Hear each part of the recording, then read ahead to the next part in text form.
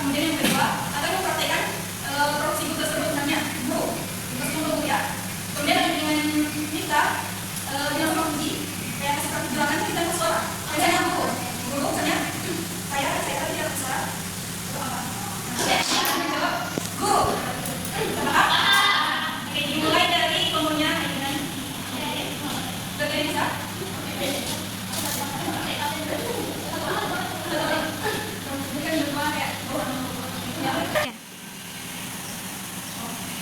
Ayo.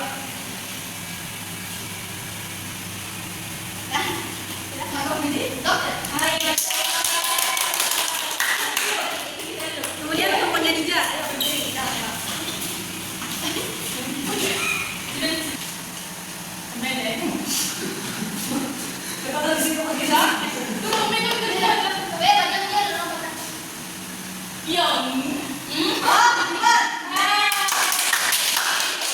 Dari profesi tadi yang sudah dipraktekkan oleh adik-adik sekalian, jika kita ingin mewujudkan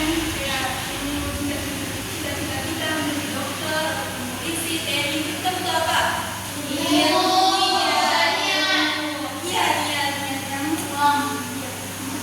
Uang juga. Nah, jadi teman-teman ini itu sangat penting seperti sebagaimana dijelaskan oleh hadisnya di dalam hadis Ibnu Majah nomor 224. Dari pasti sudah tahu dengan hadisnya karena hadis ini familiar benar. Itu tolak ini menuntut ilmu wajib bagi setiap muslim. Adik-adik sekalian harus tahu kata wajib di sini yang adik-adik tahu itu apa? Wajib harus dilaksanakan. Dalam itu terbagi atas dua, yaitu tolak dan tamis. Tolak yaitu berarti bersifat tuntutan, suatu keharusan. Sedangkan tamis itu adalah itu tidak ada sifat tuntutan. Makanya di mana dalam hadis di sini menggunakan kata tolak. Jadi menuntut ilmu adalah suatu tuntutan atau suatu kewajiban yang harus dilaksanakan. Kalau dalam bahasa Indonesia, kata wajib itu kan pasti selalu disampaikan seperti ini. Kalau kata mencari itu, kalau dalam bahasa Indonesia diartikan sama, itu tuntutan. Tapi kalau dalam bahasa Arab itu kata mencari kan terbagi atas dua. Itu tolak dengan tamis. Nah, dalam bahasa Arab dua kata yang berbeda pasti ini makna yang berbeda. Tapi kalau dalam bahasa Indonesia pasti ini makna yang sama. Padahal sudah jelas bahwa ketika dua kata yang berbeda pasti memiliki makna yang berbeda. Seperti yang diketahui, sholat itu wajib atau fardu? Wajib. Wajib itu apa? Tapi kita itu wajib. Jadi satu ada yang fardu wajib. Wajib.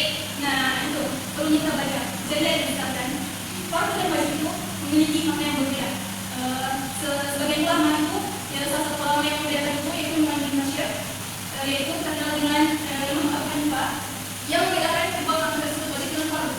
Dan sekalian, sebagaimana hal yang kalimat yang selalu tadi mengajukan fardu dengan wajib. Apa itu fardu? Pasti kita ketemu wajib. Apa itu wajib? Pasti kita sebut dengan fardu. Padahal kalau diartikan dalam bahasa Indonesia itu menjadi yang sama. Fardu itu wajib, wajib itu fardu. Tapi dalam bahasa Arab dua kata yang berbeda pasti menunjukkan yang berbeda. Sebagian ulama itu mengartikan seperti sholat kan kalau menunjukkan sholat wajib. Fardu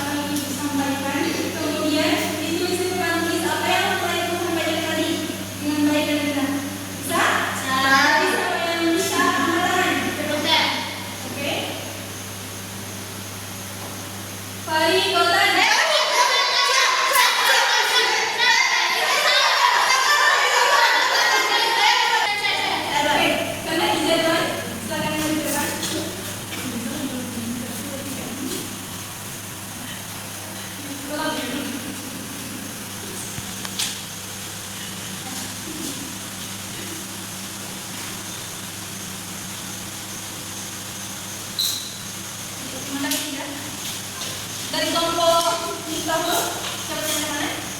Puji. Oh, Puji, ayo Puji. Itu apa? Baca lagu. Baca di mana? Di bawah. Ini. Weh, alas baca berapa ini?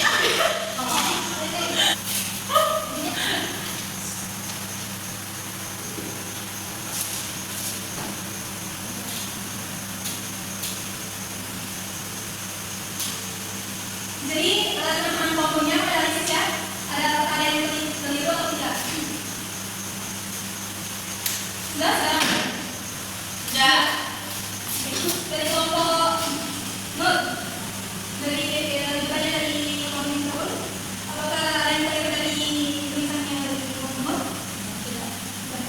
Bisa benar. Ulang. Sedangkan dari kelompoknya itu, kelompok Nur, aku tanya, apakah ada yang keliru dari tulisannya Nur Putri tadi? Tidak. Tidak. Semangat Cinta. Semangat Cinta, go, pasti bisa, go. Kalah Moni, kalah. Oke, ya. Mana nih yang punya enggak? Jadi survei buktikan siapa yang ini kelompok mana yang ada Torang. sepuluh. Baik, kita masuk ke dalam. Satu kali lagi. Ayo. Ilmu. Silakan.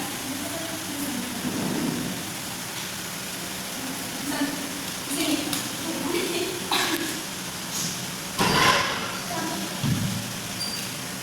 Dari masih semangat? Dari kelompoknya coba Rika. Ayo. Ada yang ini? Ya, itu jangan. Mana yang tulisan dari kelompoknya Nur? Ada yang keliru? Nanti kita baca. Mana jadi orang? Ayo nih, dua kali. Benar ya? Begitu juga dengan kelompoknya kita Hud. Ya. Yang merah. Karena masih ada sekolah menurut ilmu dan dijawab. Jadi ini siapa cepat dia dapat. Paham? Ingat tadi.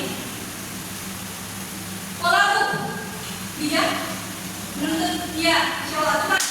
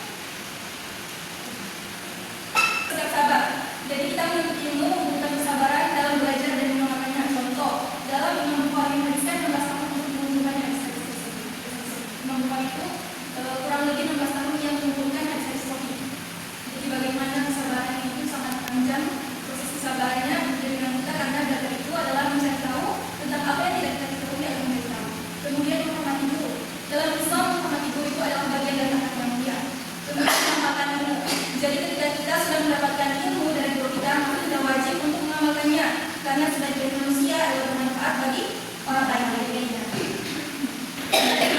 Hadis yang telah Ibu jelaskan kemarin bahwa menunjukkan wajib bagi setiap muslim terutama perempuan.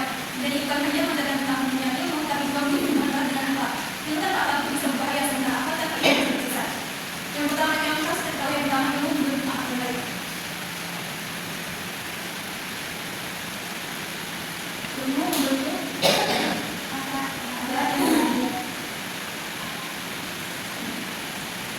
Jadi ketika kita mempunyai ilmu, pasti kita sudah tahu menentukan mana yang baik dan mana yang buruk. Kemudian yang kedua ada ilmu tanpa akal bisa menjadi sumber kejahatan. Ketika kita mempunyai ilmu tapi tidak mempunyai akal, pasti